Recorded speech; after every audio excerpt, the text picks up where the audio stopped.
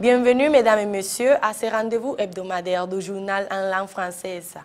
La majeure partie des membres du gouvernement de Malabo, dirigé par le vice-président en charge des affaires présidentielles, M. Ignacio Milang-Mitan, ont assisté mercredi dernier à l'inauguration de nouveaux bâtiments du ministère des Affaires étrangères situés dans la zone de la cité administrative à Malabo 2. Cet édifice est un don du gouvernement chinois au peuple de Guinée équatoriale. Le bâtiment construit par l'entreprise chinoise TEC a été officiellement présenté ce mercredi aux autorités gouvernementales de Malabo, dirigées par M. Ignacio Milang-Mitan, vice-président premier du pays, qui représentait le chef de l'État équato-guinéen, son Excellence Obiangema Mbazogo.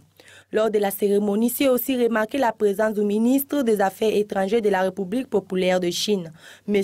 Wang Ying, qui dans son discours a décrit des relations mutuellement bénéfiques qui entretiennent le gouvernement de Pékin et Malabo et a exprimé aussi que de bons amis aident dans de bons moments et le mauvais moment, rappelant aux personnes présentes la donation faite par le gouvernement de Malabo au gouvernement chinois en 2008 pour atténuer la catastrophe du tremblement de terre du Sichuan.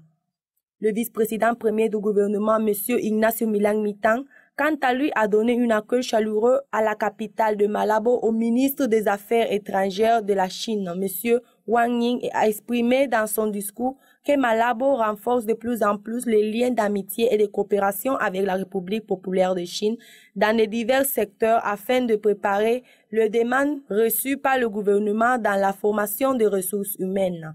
Lors de la cérémonie, qui a été également assistée par les autorités du corps militaire et le membre du corps diplomatique accrédité à Malabo, le chef de la diplomatie équato-guinéenne, M. Agapi Tomba Mokui, a déclaré dans son discours que les 45 ans d'amitié et de coopération entre le gouvernement de Malabo et l'affondrement asiatique de Pékin ont été marqués sous la confiance mutuelle et le respect des réalistes culturels et historiques de chaque État. M. Wang Ying a également rencontré le chef de l'État, son Excellence Obiangema Mbazogo, dans le palais Africa de Bata. Dans la même journée, le ministre chinois a rendu visite à Yaoundé au président Paul Biya du Cameroun. Malabo et Pékin prévoient renforcer ces derniers mois des conversations dans les domaines techniques, économiques, la santé, l'agriculture et l'éducation, entre autres. Les délégués du gouvernement de Malabo ont rencontré le membre de la ville de Malabo, les 5 districts urbains et les municipalités pour traiter des sujets qui concernent la Coupe d'Afrique des Nations du football CAN 2015. Au cours de la réunion, les membres du gouvernement ont assuré qu'il sera difficile d'enregistrer des cas d'Ebola dans le pays. Au cours de la même, le membre du gouvernement a invité à la population de Malabo à aller dans le stade lors des compétitions de la CAN 2015 qui a lieu dans le pays. Le délégué du gouvernement a également cité aux fonctionnaires pour la sensibilisation sur la question des fièvres hémorragiques Ebola, qui affirme aussi que le gouvernement a pris toutes les mesures nécessaires pour empêcher l'entrée de cette maladie dans le pays. Monsieur Edou Micha a critiqué à ceux qui rejettent la CAN de ne pas être panafricanistes et qu'ils ne sont pas solidaires avec le continent. Le gouvernement serait responsable de la gestion des transports aux résidents des conseils de village de l'île de Bioko afin qu'ils se rendent également au stade lors de la Coupe d'Afrique des Nations. La coordinatrice de la région insulaire du Comité technique national de la lutte et de la prévention du virus Ebola, Mme Maria del Carmen Andeme est là. Les délégués gouvernementaux de Bioko Nord et les maires de la partie insulaire avec l'objectif d'informer les uns aux autres sur les mesures prévues par le gouvernement si des cas d'Ebola venaient à être enregistrés pendant et après la CAN. Le virus mortel qui a causé de grandes pertes humaines jusqu'à ce jour en Afrique de l'Ouest a surpris les pays qui l'ont connu malheureusement ces désastres. Des mots qui ont été exprimés ce jour dans le ministère de l'Intérieur et les autorités locales, la coordinatrice de la région insulaire dans le comité de lutte et de prévention du virus Ebola lors de la rencontre avec les représentants du district et le maire de l'île afin de faire effet progrès multiplicateur sous l'avance de la prévention qui a obtenu jusqu'à présent le pays. dans le pays, ils sont en train de mener à fin l'organisation de la conférence de sensibilisation sur la façon dont elle est transmise et doit s'éviter la propagation du virus Ebola. Madame Andeme Ella a également dit que les gens devraient s'abstenir de consommer de la viande de forêt et il est prévu que les dirigeants communautaires prennent des mesures de sécurité appropriées pour prévenir l'arrivée des immigrations clandestines dans les zones côtières et frontières du pays. La commission spéciale pour la lutte contre Ebola pendant la CAN a commencé samedi dernier avec une sensibilisation en direction de jeunes de différentes villes de la partie insulaire. La première étape de cette opération a été le village de Louba.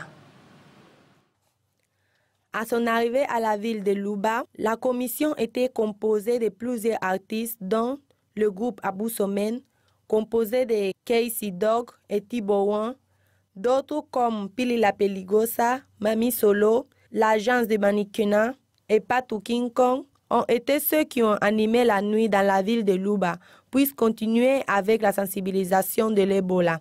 La réunion s'est poursuivie avec un concours dans lequel ils devinaient avec des réponses. Ont été récompensés par des t-shirts ou de l'argent. Tout au long de la procédure, le coordinateur de la tournée a publié plutôt le but de la sensibilisation. Pendant ce temps, Jaime Sepa, un natif de Louba, a expliqué en détail comment se semble cette initiative. Comme il a été observé, la plupart des populations de Louba est venue pour donner un effet à la visite et ils ont confirmé à micro fermé que de tels actes doivent être fréquents. Soulignons que les artistes qui ont animé la soirée ont reçu des prestiges de la part des habitants de la ville de Louba, où les Abou Somen ont été tout le temps en train de signer des autographes pour les fans de leur musique quand ils ont présenté l'ancien et des nouveautés de leur album. La Guinée équatoriale est aujourd'hui l'un des États de la sous-région avec un haut niveau de connectivité d'Internet, avec 12,5% par rapport à l'an dernier 2010, où il n'était que de 2,5%. Ces données ont été fournies mardi par le directeur de la région insulaire de Tikhe, M. Francisco Javier Valcarcel. Tikhe a atteint un haut niveau de la connectivité à l'Internet dans le pays, atteignant jusqu'à 12,5% en comparaison avec le 2,5% obtenu en Guinée équatoriale en 2010. Tikhe a été inauguré en 2012 sous le patronage du chef de l'État équato-guinéen, son Excellence Obiangema Mbazogo. Le projet de la divulgation des technologies de l'information et des communications en Guinée équatoriale a atteint à la fin de l'année 2014 un total de 1020 étudiants diplômés dans toute l'étendue géographique du pays.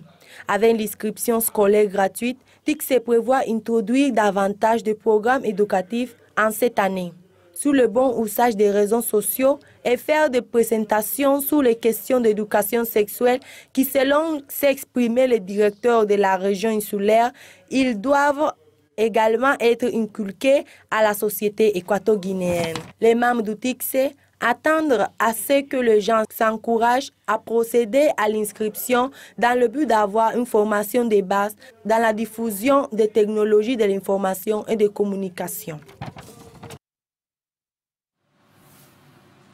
À présent, la page sportive de notre journal. La Fédération équato-guinéenne de football a publié lundi matin une déclaration à l'endroit des fans de l'équipe nationale.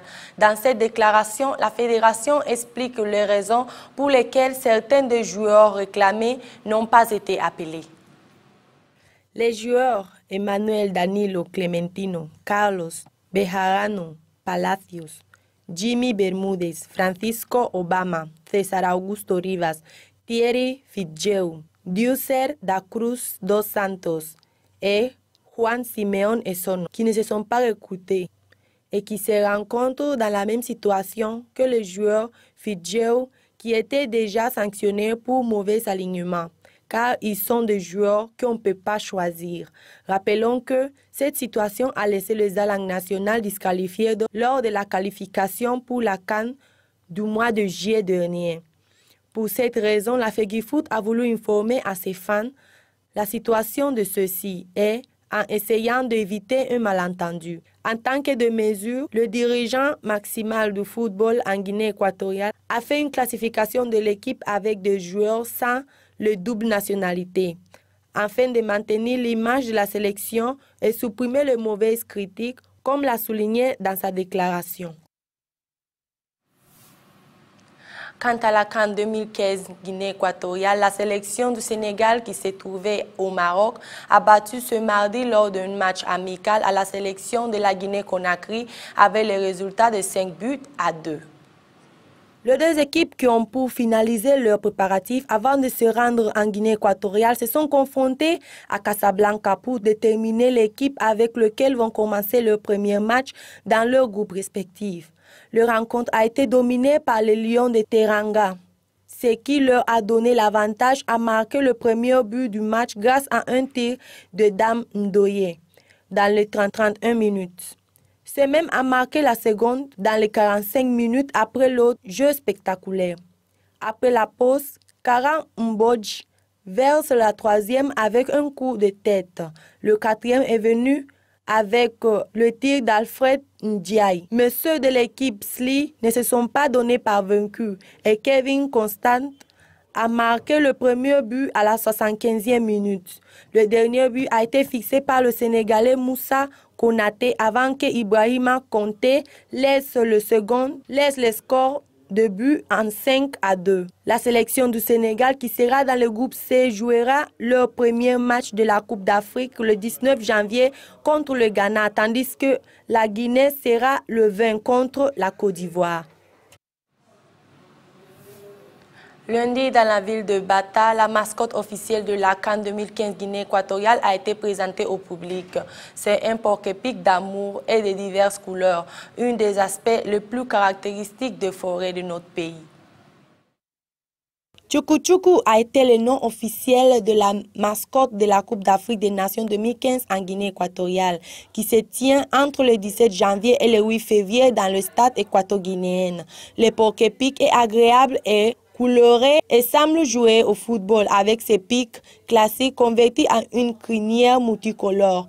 Et selon les créateurs, cet animal a été choisi comme l'une des espèces les plus caractéristiques de la Guinée équatoriale, fréquente dans les zones des vastes forêts du pays. Basé sur l'idée que le porc-épic a plusieurs pointes et de petites tailles, les créateurs ont utilisé cette similitude à notre pays en montrant que nous sommes une petite nation mais intouchable.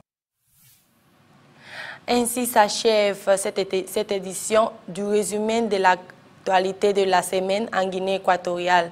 Nous vous remercions de nous avoir suivis. On se retrouve à la semaine prochaine. Portez-vous bien.